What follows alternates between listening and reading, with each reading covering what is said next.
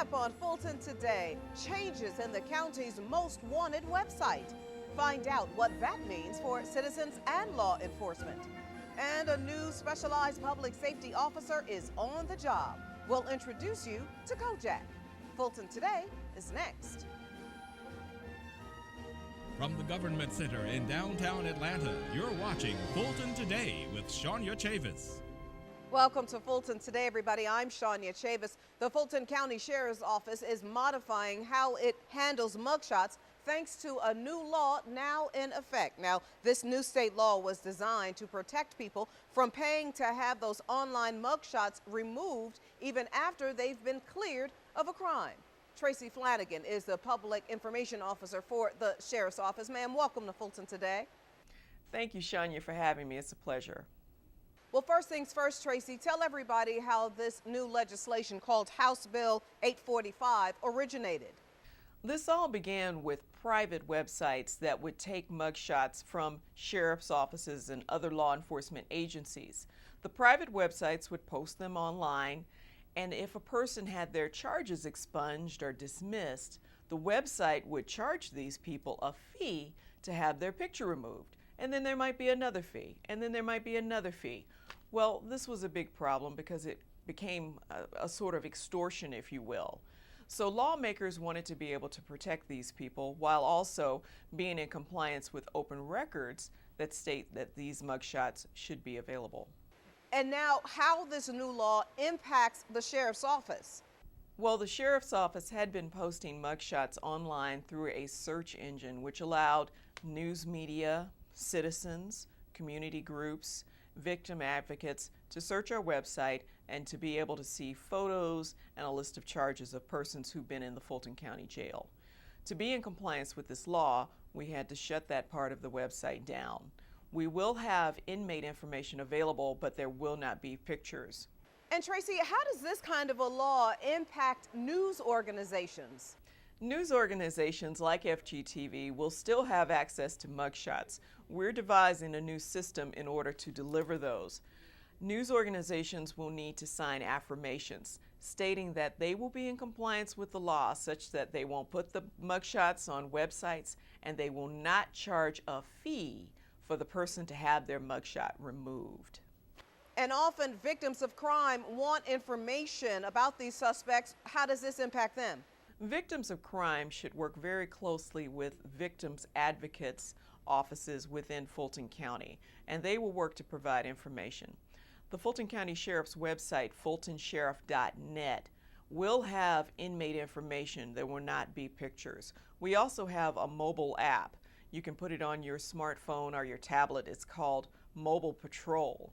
And on that app, you will be able to get information, but not pictures. And let me get your final thoughts about this legislation. It's important to understand that this law was intended to protect persons from having their pictures on websites and those people that are demanding money to have the pictures removed. That's the purpose of that. But we're also very concerned with complying with the Georgia Open Records Act, which does make certain records available to the public and transparent for viewing. But they're trying to strike a balance here. And we're trying to work with the law and be in compliance, and we're going to also work with community groups that use mugshots and inmate informations to help protect their neighbors. Tracy Flanagan with the Sheriff's Office, always great information. Thank you so much for your time. Thank you, Shania, for having me. Now again, you can still get inmate information on the Sheriff's Office website, but there will not be pictures accompanying the names. Meanwhile, after the devastating and unexpected loss of one of their canines earlier this year, the Sheriff's Office has sworn in its newest four-legged crime fighter. FGTV's Priscilla Ortega has the story. Now that Kojak is on duty, the Fulton County Sheriff's Office has 3 canines, and with the extensive training already complete, Kojak is ready to get to work. Kojak's official swearing in and 320 hours of extensive training is complete. We did a lot of building searches, searching for hidden suspects in the woods, his narcotic detection. He's trained on marijuana, methamphetamine, cocaine, and heroin. Sergeant Corey Henry handpicked his new canine partner because of Kojak's excellent temperament and high drive to work. They have to have the ability to hunt for their toy. You know, they have to have that drive in order to train them for narcotics. In apprehension, they have to have the aggression, but the control has to be there as well. The 2-year-old Belgian Malinois is from Holland, weighs 75 pounds, and responds to commands in German, so suspects won't know what his next move will be. Sheriff Ted Jackson says this partnership will be something the entire area will benefit from. It really helps because we provide support to all the law enforcement, federal, state, and local when they need help. And Sergeant Henry has a great reputation, and he's really good with the K-9 program. Kojak replaces Sergeant Henry's former partner Marco, who was euthanized earlier this year after vets diagnosed him with terminal cancer. Marco was with us for 5 years and did an excellent job. Caught a lot of perps and you know, found a lot of narcotics and stuff like that. And he was an excellent dog, so he has a very good reputation, so he has some big paws to fill. Kojak has already met the 2 other canines who are part of the bomb unit and is fitting in nicely.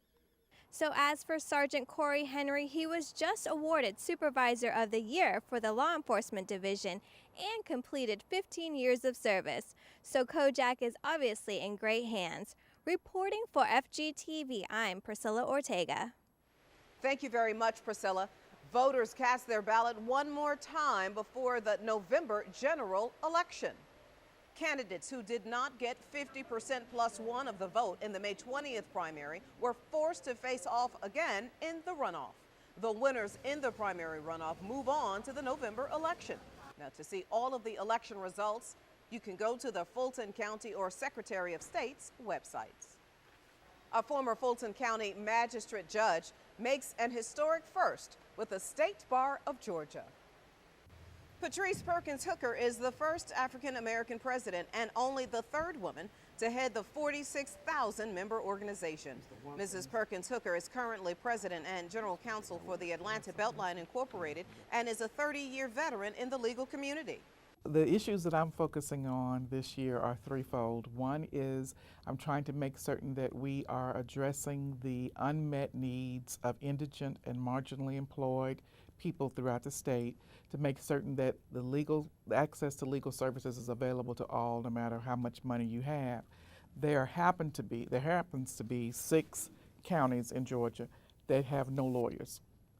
And so we're trying to address that particular issue, aside from making certain that everybody who may not reside in those 6 counties as well has access to legal services. The second program is I'm reaching out to middle school and high school students, and I'm working with the superintendents and the areas in which the school systems are located to try and roll out an iCivics program, which is a civics instruction program that's interactive. It's on the computer, and it was developed by Justice Sandra Day O'Connor. Mrs. Perkins Hooker was admitted to the bar in 1984. The Fulton County chairman recently sponsored a proclamation declaring a day for her in Fulton County in recognition of her appointment. About 24 students converge on the FGTV studio to learn how the county keeps residents informed. Members of the district attorney's junior DA program took on the roles of FGTV's production crew, from anchors and reporters reporting from the news center, I'm Anaya Johnson for FGTV, to camera operators and technical staff. During the 4-week session, the students, clothed in their traditional blue blazers, are exposed to various careers within the criminal justice system. So how do the students rate the FGTV exercise? It was a blast. Everyone has to work together and they have to put their best foot forward. I learned that it takes a team just to make one little 30-minute program, and that people have phenomenal jobs behind the camera and in front of the camera. For more information on the Junior DA program, contact the District Attorney's Office. And still to come, need to do a little spring or summer cleaning and get rid of some of those unwanted items? We'll tell you where to go in our district-by-district coverage next.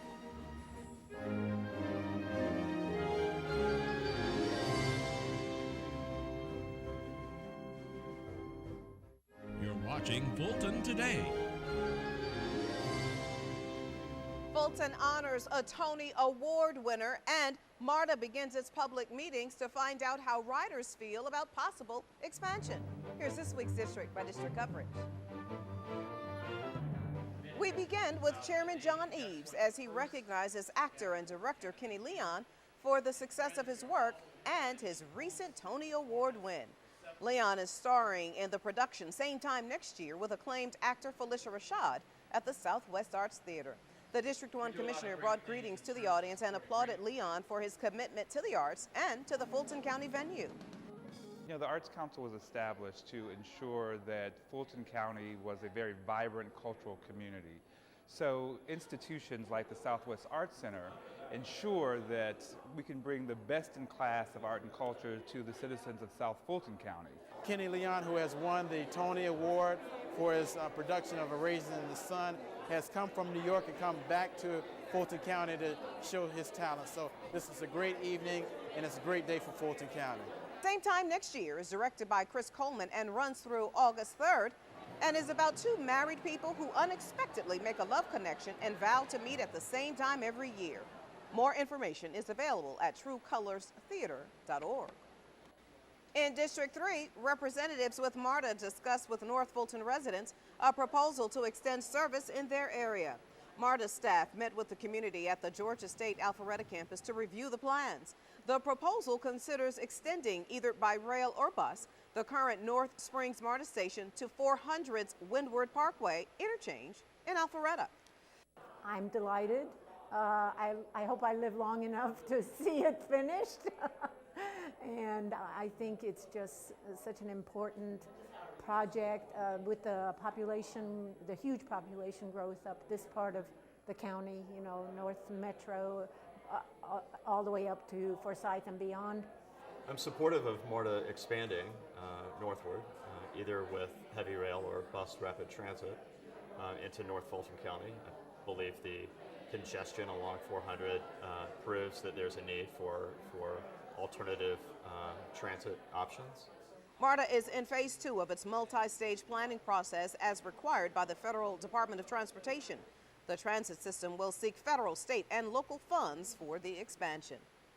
In District 5, community and government representatives officially break ground on the new Northwest Atlanta at Scotts Crossing Library. The new 25,000 square foot facility for Northwest Atlanta is part of phase 1 of the library building program currently underway. The new library will be located at 2489 Perry Boulevard and will replace service at the Bowen Bankhead and Perry home branches. We want to say a special thank you to the folks who assembled at the Springfield Missionary Baptist Church over 9 years ago to tell us they wanted books and they wanted their children to have access to books. This is a great day, and thank you Northwest community for doing all that you could do and have done for your children. The library is expected to open in the third quarter of 2015. Voters overwhelmingly approved the library bond referendum in 2008 to pay for the building program. And finally, in District 7, get ready to clean out that garage and basement. Commissioner William Bill Edwards is hosting another bulk waste amnesty day. Residents can dispose of large items like refrigerators, TVs, printers, and automotive tires at no cost. We're going to continue to do these types of things for our community so that taxpayers can have an opportunity to take these kinds of goods and services from their homes. So if you're out there and you want to get rid of some stuff, bring it over to one of our 3 locations where good things are happening, even with your trash in South Fulton County. Here are the drop-off locations. Seniors and residents with disabilities who need assistance can call 404-612-7437 on the day of the event.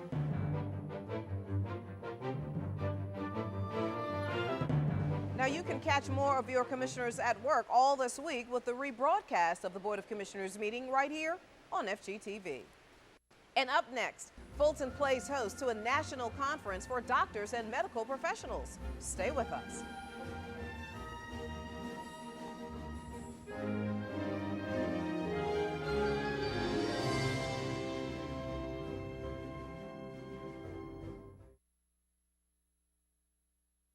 You're watching Fulton Today. Fulton County hosts the largest gathering in the nation that focuses on the concerns of local health professionals. FGTV's Lynn Vaughn has the latest on the NACHO conference. So I'm enough about the problems, let's talk about the solutions kind of person. Issues, So solutions, what keeps me up and at night is strategies. trying to figure That's what public health officials from all around the country discussed right here in Fulton County. It's really quite an opportunity for us to showcase many of the things we do here in Fulton County and to hear from people from across the country who share many of our concerns and activities and to learn from each other. The annual conference of the National Association of County and City Health Officials, or NACHO, is held in a different city every year. Participants say they walk away from the conference with innovative new ways to address public health. Our biggest challenge, though, as we point out all the time, is even though we have some people who are incredibly healthy, we also have pockets where there's disparities and where people are clearly falling behind.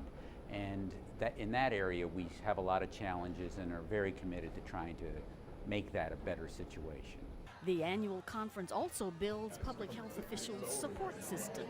Contacts with other colleagues is always one of the biggest benefits. Who's doing what and what can we learn from and who can we talk to about problems we're having. For more information on the conference or the organization, go to nacchoannual.org. Reporting for FGTV, I'm Lynn Vaughn. Thank you very much, Lynn. Well, one of the most popular programs at senior centers has people lining up to exercise. Line dancing classes are helping seniors get out of the house and move around. This group packed the room at the Bowden Senior Facility and quickly learned some new moves. Line dancing is the most popular thing we have here at Bowden. It's one that you get your exercise and it works your mental control too. When you're at home and you're by yourself, you just don't feel motivated. But when you come out here and you see individuals that are your age and older than you, it just makes a sense of camaraderie, a sense of community that everybody's trying to do something to stay alive and stay healthy. The Centers for Disease Control and Prevention recommend seniors get about 2.5 hours of moderate exercise a week. They suggest breaking that down into 10-minute increments if necessary. Now, for more information on line dancing and other exercise classes, you can call 404-613-6000. Well, the pounds were dropped, and now we know just who are the healthiest losers. At the county's Healthiest Loser ceremony, the program's top 10 winners were announced. Monica Parks. Blue Cross Blue Shield sponsors the program that rewards employees for losing excess weight by dieting and exercising. The winner is determined by calculating the percentage of weight loss. The winner, Fulton County Sheriff's Deputy Lisa Shambly, couldn't attend the ceremony, but her co-worker, who also participated in the program, accepted the prize in her honor. She lost 7 pounds. Great job, Lisa. I congratulate you, and next time, look out, because I'll be right on your heels. We have classes Monday through Thursday, fitness classes that they come to, from Zumba to personal training to a running, walk-run program. We have nutrition workshops for the employees to participate in. So we give them the tools to really help them along the way. Prizes were awarded to the winner, and all participants were entered into a raffle. Fulton County encourages employees to participate in its various health programs. The less the county spends on medical benefits and leave, the more it can allocate to services for residents. And up next, when was the last time you and your family went to a county park? We'll tell you about a national campaign to encourage you to spend more time outside.